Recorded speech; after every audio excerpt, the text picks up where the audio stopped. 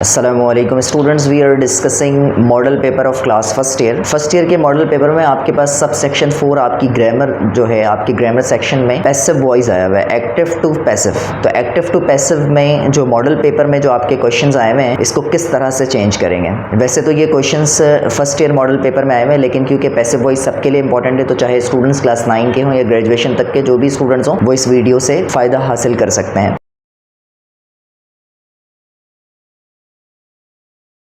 Passive voice बनाने के लिए कुछ रूल्स हैं जो आपको याद रखने पड़ते हैं। सबसे पहला काम जो आप करते हैं, आपके पास कॉपी पेंसिल वगैरह होनी चाहिए। सबसे पहला काम आप ये करते हैं, ऑब्जेक्ट को सब्जेक्ट में चेंज करते हैं। पहला काम ये है। दूसरा काम ये है कि हेल्पिंग वर्ब यूज़ करते हैं। हर जगह हेल्पिंग वर्ब चेंज होती है। इसके बाद वर्ब की थर्ड फॉर्म होती है। इसके बाद बाय यूज़ करते हैं, फिर सब्जेक्ट को ऑब्जेक्ट में चेंज करते हैं। इसमें से जो 5 रूल्स मैंने आपको बताए हैं, इन 5 रूल में से 4 रूल्स हमेशा सेम रहेंगे, एक रूल में तब्दीली आएगी और वो तब्दीली है हेल्पिंग वर्ब। सिर्फ तब्दीली कौन सी है? हेल्पिंग वर्ब तब्दीली है। सबसे पहला काम क्या करना है? ऑब्जेक्ट को सब्जेक्ट में चेंज करना है। इसके बाद हेल्पिंग वर्ब, ये हर जगह चेंज होगी, फिर वर्ब की थर्ड फॉर्म, फिर बाय, फिर सब्जेक्ट चेंज इनटू ऑब्जेक्ट। इन 5 रूल में से जो सेकंड रूल है, यानी हेल्पिंग वर्ब जो चेंज करनी है, ये हर जगह पर चेंज हो जाएगा। फर्स्ट सेंटेंस है आपके पास, he has to purchase a car. अब यहां पर आपके पास जो है, इस सेंटेंस में हैज टू आया हुआ है। ये हैज टू आपके पास जो है, ये मॉडल वर्ब है। मॉडल वर्ब में इस कंडीशन में आप करते ये हैं कि जब भी हैज टू का वर्ड आता है तो इसको टू बी में चेंज कर देते हैं। सबसे पहले आपने क्या करना है, ही आपके पास सब्जेक्ट है,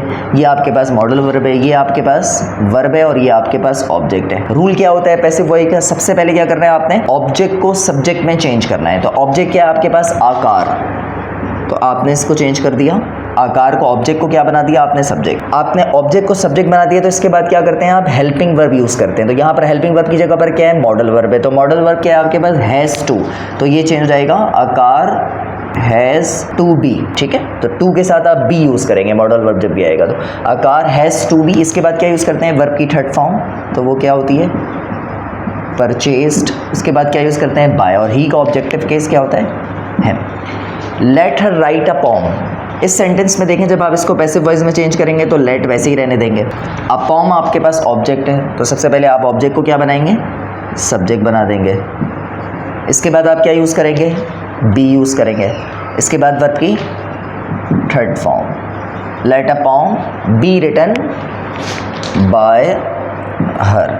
ठीक है, क्योंकि इंपेरेटिव में आपके पास जो है, जो एक्टिव का सेंटेंस होता है, वो वर्ब की फर्स्ट फॉर्म प्लस ऑब्जेक्ट पे होता है, और जब आप इसको पैसिव बनाते हैं तो let plus object plus be plus verb की थर्ड फॉर्म हो जाती है। तो लिहाजा हमने इसको कर दिया let a poem be written by her. अच्छा, अब हमारे पास है व्हाई डिड यू हेल्प हर।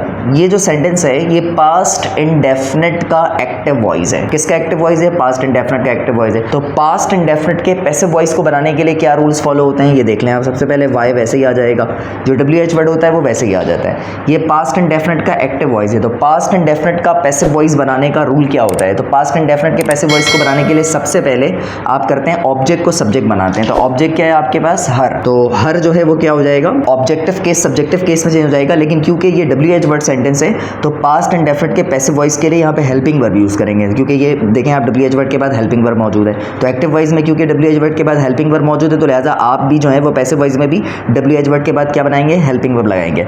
तो पास्ट इंडेफिनिट में हेल्पिंग वर्ब क्या यूज करते हैं? वॉज या वर यूज करते हैं। तो हर क्योंकि शी में चेंज होगा, तो लिहाजा यहाँ पर आप वॉज यूज कर सकते हैं। इसके बाद क्या आ जाएगा? ऑब्जेक्ट सब्जेक्ट में चेंज हो जाएगा। इसके बाद वर्ब की थर्ड फॉर्म हेल्प हो जाएगी, why was she help by you, क्योंकि सब्जेक्टिव और ऑब्जेक्टिव सेम केस होता है, लिहाजा हम इसको वैसे ले लेंगे, क्वेश्चन मार्क आ जाएगा।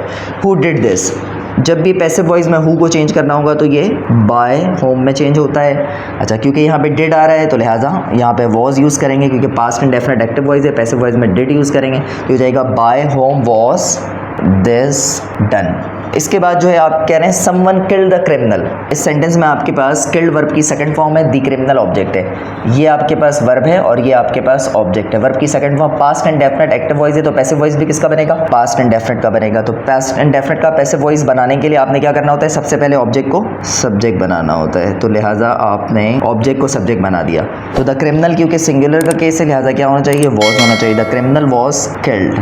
ठीक है, अगर आप चाहें तो बाय समवन लिख दें, कोई प्रॉब्लम नहीं है ना लिखें तो, क्योंकि बाय समवन जो है यहाँ पर एज अ सब्जेक्टिव केस यहाँ पर, क्योंकि समवन गिवन है तो आप बाय समवन लिख दें। अगर नहीं भी लिखेंगे तो कोई प्रॉब्लम वाली बात नहीं है। तो लिहाजा I hope you have understood the concept of passive voice in first year model paper. Thank you so much.